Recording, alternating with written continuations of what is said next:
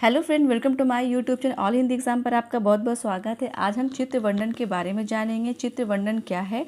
चित्र वर्णन यानी कि किसी पिक्चर या किसी तस्वीर को देख करके उसमें होने वाले काम को बताना होता है। इसकी क्या विशेषताएं हैं, इसके क्या लाभ है और इसे किस तरह वर्णन करने का तरीका क्या है।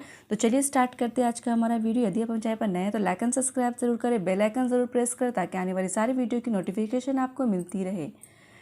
चित्र वर्णन की परिभाषा। चित्र वर्णन किसी चित्र को देख करके उससे संबंधित मन में उठने वाले भावों को अपनी कल्पना शक्ति के माध्यम से अभिव्यक्त करना ही चित्र वर्णन कहलाता है। किसी चित्र को देख करके आपके मन में बहुत सारे भाव जो उत्पन्न हो रहे हैं, वो उसका माध्यम यही है कि जब उसका आप वर्णन कर रहे वो उसका माध्यम होता है। तो किसी चित्र को देख करके मन में जो भाव उठता है, जो आपकी कल्पना होती है, वो कल्पना का ही माध्यम उसको अभिव्यक्त करके चित्र वर्णन कहलाता है। आगे देखेंगे। दूसरे शब्दों में चित्र को देखकर उसमें निहित क्रियाओं, स्थिति और भावों को वर्णन ही चित्र वर्णन कहलाता है। सरल शब्दों में देखा जाए तो दिए गए चित्र को देख करके उस चित्र को अपने शब्द में प्रस्तुत करना ही चित्र वर्णन कहा जाता है।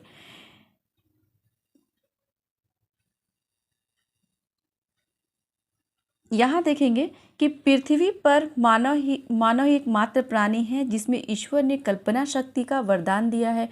किसी भी वस्तु, दृश्य या चित्र को देख करके उसके मन में अनेक भाव जन्म लेते हैं।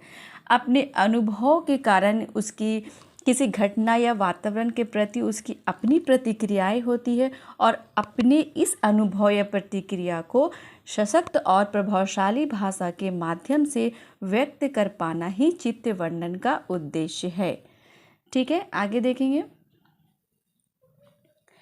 वर्णन के लिए दिए गए चित्र किसी घटना को दर्शाने वाले, किसी पूर्ण स्थिति को व्यक्त करने वाला, किसी व्यक्ति विशेष या प्राकृतिक से संबंधित हो सकता है। तो जो चित्र है वो किसी भी तरह का हो सकता है, कोई घटना पर होता है, कोई व्यक्ति विशेष पर हो सकता है या किसी स्थिति पर हो सकता है। तो कोई भी टॉपिक चित्र का हो सकता है। चित्र वर्णन के क्या लाभ है? तो चित्र वर्णन से वस्तु या दृश्य को परखने की क्षमता का विकास होता है। चित्र वर्णन से कल्पना शक्ति का विकास होता है।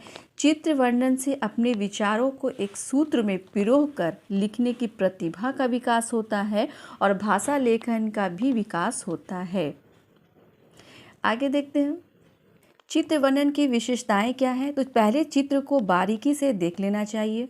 दूसरा है कि जो भी बातें आपको चित्र में नज़र आ रही है उन्हें अलग से लिख लेना चाहिए। तीसरा पॉइंट है, यदि चित्र में व्यक्ति दिखाई दे रहे हो तो उनके चेहरे के भावों के आधार पर सुख और दुख आदि भावों को व्यक्त करना चाहिए। चौथा पॉइंट है, यदि किसी महापुरुष या चर्चित व्यक्ति के चित्र हो तो उस व्यक्ति के प्रति निजी विचारों या भाव को प्रस्तुत किया जा सकता है। पांचवा पॉइंट है कि वाक्य रचना करते समय जो उक्तियाँ होती है, मुहावरे होते हैं, लोकोक्तियाँ का प्रयोग भी अपनी भाषा को सुंदर और प्रभावशाली बनाने में सहायक होती है।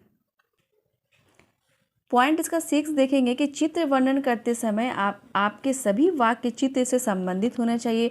चित्र में जो चीज़ दर्शाया जा रहा है उसी से संबंधित वाक्य बनाना है, उसके बाहर के वाक्य नहीं बनानी है। चित्र वर्णन में आवश्यक बातों को ही लिखना चाहिए, जो आवश्यक है वही लेंगे। और चित्र वर्णन ज़्यादा बड़ी नहीं होना चाहिए, बल्कि 25 से 30 शब्दों तथा 7 से 8 वाक्य में ही पूरे चित्र का वर्णन हो जाना चाहिए। आगे देखेंगे 9 नंबर में कि चित्र में जितनी भी चीज़ें दिखाई जा रही सभी का वर्णन होना चाहिए। यदि चित्र के साथ शब्द भी दे रखा हो तो उन सभी शब्दों को भी प्रयोग अपने वाक्य में किया जा सकता है। 11 नंबर पर देखेंगे कि वाक्य रचना करते समय यह ध्यान रखना चाहिए कि आप केवल वर्तमान समय में ही वाक्य रचना करें। पहले वाक्य में बताएं कि दृश्य किसका है। अगले वाक्य में बताना है कि दृश्य में क्या हो रहा है, ये बताएंगे। ठीक है, आगे देखते हैं। इस बात का भी ध्यान रखना चाहिए कि विषय और वाक्य में क्रमबद्धता होनी चाहिए, यानी कि एक सीक्वेंस में वाक्य बनाना है। चित्र वर्णन एक कला है जिसके अभ्यास के माध्यम से बेहतर बनाया जा सकता है, अतः बार बार इसी अभ्यास को करते रहना चाहिए। आगे देखते हैं चित्र वर्णन का तरीका क्या है। यदि आपको संक्षिप्त रूप में कहे तो आपको चित्र वर्णन करते समय केवल 5 बातों को ध्यान में रखना। पहला है कि सर्वप्रथम चित्र को ध्यान में से देखना है, जो चित्र है उसको ध्यान से देखिए। दूसरा पॉइंट है कि संपूर्ण चित्र किसका है यह बताना है। तीसरा पॉइंट है कि चित्र में कौन कौन सी क्रियाएं हो रही है उन्हें क्रम में लिखना है, क्रम में लिखना है, आगे पीछे नहीं में लिखना है। चौथा, फिर चित्र के माध्यम से कही जा रही बातों को अपने शब्दों में समझाने का प्रयास करना है। पांचवा, अंत में अपने विचार को लिखना है। आगे देखेंगे चित्र वर्णन के कुछ उदाहरण हैं जिसको हम यहाँ देखेंगे। यहाँ पर एक चित्र दिया गया है। ये चित्र है कि एक नदी है जिसमें 2 बैल नहा रहे हैं, एक धोबी यहाँ कपड़े धो रहा है। इसको किस तरह से वर्णन करेंगे तो प्रस्तुत चित्र में जल प्रदूषण को प्रभावित करने वाली स्थिति को दर्शाया गया है। इस चित्र में एक व्यक्ति कपड़ा धो रहा है, कुछ जानवर नहा रहे हैं, नाले का पानी नदी में गिर रहा है और कारखानों से निकलने वाले रसायन और अपशिष्ट पदार्थ भी नदी में गिर रहे हैं। हम सभी जानते हैं कि इन सब से नदी का पानी दूषित होता है।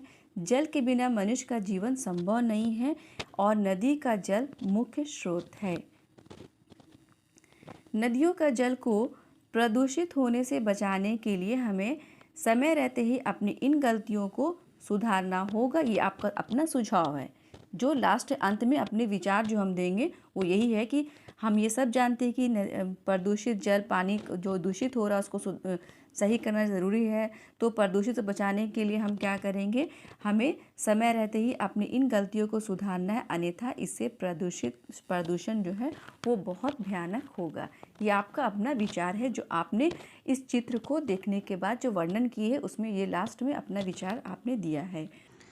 आई होप कि आपको हमारा ये वीडियो पसंद आया। पसंद तो लाइक एंड सब्सक्राइब ज़रूर करें।